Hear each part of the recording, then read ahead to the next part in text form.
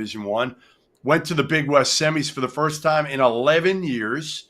Comes from Colorado Mesa prior to that. And plays fast. Plays fast and likes to shoot a lot of threes. So, like, Richie, every kid would want to play for Mike DeGeorge, wouldn't they?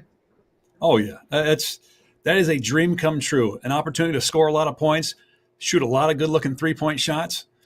Everybody wants to get that in their pocket, no doubt. Mike, would you have let Richie have the green light? That's what I want to know. Absolutely. And we're going to put you two on staff here. You guys are out already selling us, which is great. Yeah, we'll let you let it fly.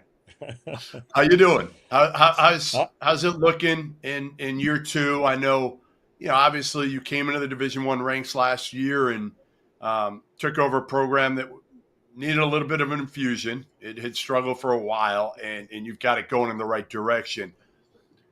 When you look at the turnaround, when you look at the 16 wins, I know you're a coach. I know you're used to winning at the highest level at Colorado Mesa.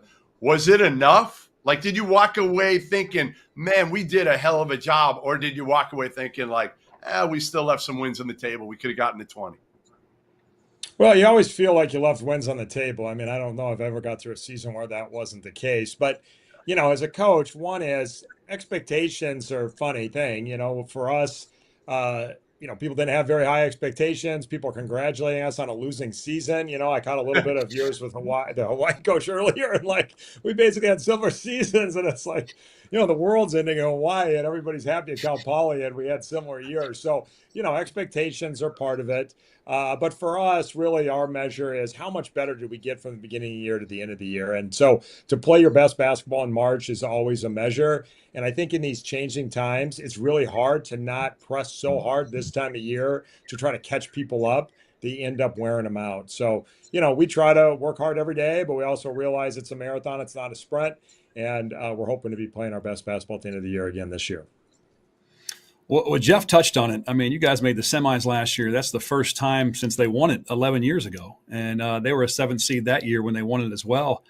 But 82 points per game, top 20 in the nation. You were 18 points better than the previous team before you had gotten there.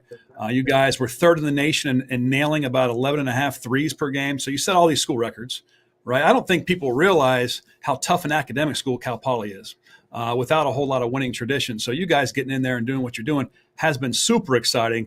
I know a year ago when we were talking, we were talking to you about this style of play, and we're like, how's this going to work? What's it going to look like? And then March Madness was a lot of fun to watch with you in it. Are you still looking? You're probably never going to change, but I would imagine you're still looking at positionless basketball, either get to the rim or shoot a three, fast pace. Is that still the exciting brand you're bringing for the Big West? Yeah, absolutely. We're definitely committed to it. We think it's the winning formula in all of basketball, but particularly in a situation when you're at a little bit of a disadvantage in terms of some of the resources.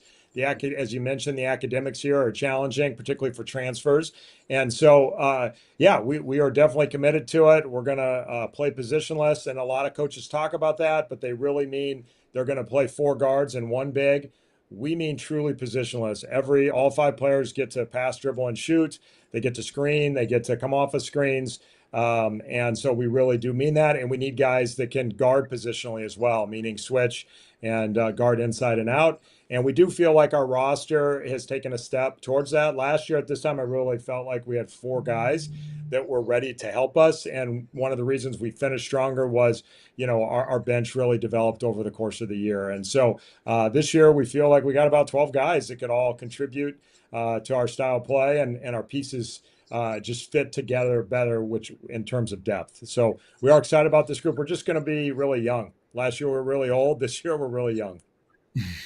So you do return 7 guys, which is great.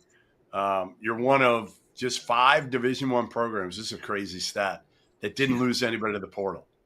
I mean, that's insane in this day and age. That is insane. Which means they actually like you, I think, Mike. I think they like you. So that's a good thing, right? You played a bunch of freshmen, though. Like, you played them pretty good minutes last year. You know what they say, right? Like, the biggest jump is freshman to sophomore year. Have you seen that out of these 3 guys? Yeah, absolutely. Peter Bondal, Caden Ward, and Guzman Vasilic have all taken a big step forward. Athletically, they put on size, they put on strength. They've gotten way more comfortable in our system. They've developed the leadership skills that we need them to have. So they're in a different place than they were a year ago, and they're primed to play major roles for us. Well, of those 7 guys returning, only one was a starter for you last year. I know, like you said, these guys played big minutes, but I think Mhm. what you did was really cool. When you came from Colorado Mesa or Mesa, I don't know, I always confuse it. Mesa, but But yeah, that's all yeah, right. nice. Okay, you brought members of your coaching staff with you. You also brought some players with you, and you graduated 3 guys who played for you at Colorado Mesa, who set that tone for the program. I'd imagine these guys you just mentioned, Bondol, how you say it, Vasula Leach, I think it is Vasula Leach, Ward, even Aaron Vislich, yeah, Price, yeah. Vasula. Mhm. Okay, even all these guys coming back. Your players that you brought from Mesa, and they set the tone. Do you feel like they've instilled what you want done with all the future players just from year one and the success you guys had in March and on?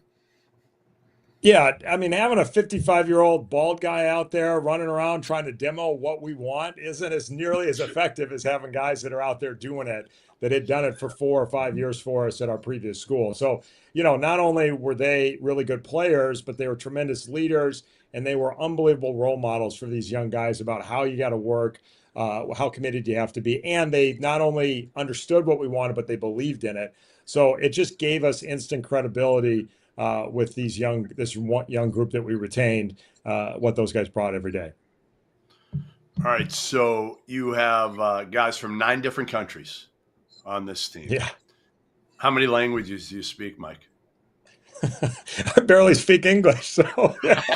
Well, the other thing too is like it's the pop culture thing between me and my assistant Kyle Boucher. We're either making pop culture references or I'm making American football references, and these guys are like, "What in the world?" I mean, I don't have time with the language, let alone the one guy keeps talking about the Matrix, and the other guy's talking about American football. I have no idea what's going on. So, yeah, it's been interesting, and last year it was one of the things that we didn't really deal with is like the international guys didn't know how to call timeout. They didn't know how to check into the game. So, just Right. some of the substitution patterns and when you can call a timeout are different in international roles. So we've been way more conscious of that this year, particularly with so many guys. But it's been a neat thing. Everybody's rallied around. We love the diversity of the group. And, we do have this thing in common that they do fit our style of play, and everybody's really excited, and it's the group has come together quickly. How has the Dayton transfer, Hamad Musa, long from Qatar, 6'8", right? 6'8", long. How has he Yeah. fit in so far, and what do you expect him to be able to do this year for you? Yeah, it's been fantastic. He's got a little ways to go defensively, and we'll stay on him. And he's committed to doing that. He understands to be a pro, he's going to have to grow defensively. But just as an example, he was seen more as a shooting guard, and he was pretty limited in his role at Dayton. And now he gets to be the playmaker. He gets to set screens, pick and pop. He could be the stretch four. He can be the shooting guard. He can be the point guard. He gets to do all of it, and he's got the skill set to do all of it. He can really dribble, pass, and shoot, and he's having a ball doing it. And we freed him up to be able to maybe take some shots other coaches wouldn't stand for. And it's been a fun thing to watch his growth and excitement about the game. And he is very committed to getting his defense to the next level. And it's been fun to see it growth on that end as well. Well, Jeff mentioned it. Not a single player lost in the transfer portal. That's unheard of, but it is. And but Cal Poly is a place that I feel like you really have to have a niche to be successful. Such high academics, hard to get into school. You've done it with your style of play. But, Jeff also mentioned how you have all these players from different countries. Is that part of the niche, bringing in internationals that fit your style of play, high academic kids, a lot of times overseas, to fit what you're doing there at Cal Poly? Yeah, so a couple of things there. Just to be brutally honest, I mean, when we got the job, the perception of Cal Poly basketball was pretty negative, and we could not get into conversations with the level of player we needed to succeed. So, we're turning over every rock all around the world trying to find people who don't know the difference between Cal and Cal Poly. So, that's really was part of the strategy once we went through that first recruiting cycle. We're like, we're going to have to be able to go internationally here. One, they are their skill development internationally fits what we're doing.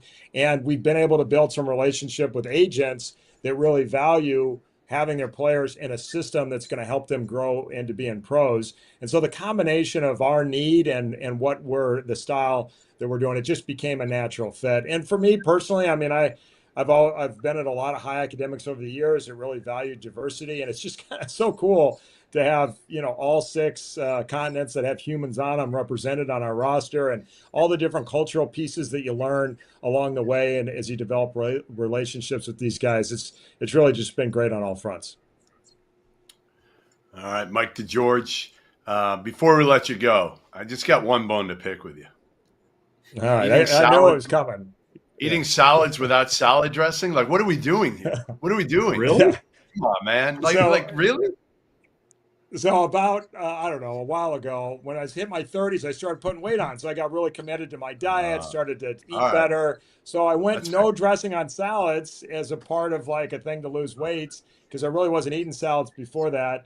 And then once I got used to it, I just liked it better. But I will tell you that it puts people off like nothing else. Okay. I mean, it's unbelievable. You go out to eat and you just say, you know, no dressing. And they're like, well, on the side, and no dressing. Oh, do you want a different dressing? It's like, no, I just like it without dressing. I'm sorry, you know, but yeah, it offends people, which I don't quite understand, but definitely an oddity.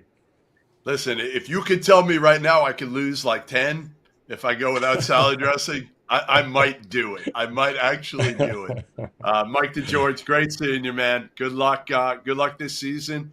Heck of a job last year, and learn to speak some other languages. All right, learn to speak some other languages. Go ahead. Thanks, guys. Appreciate you having me. All right, we'll see.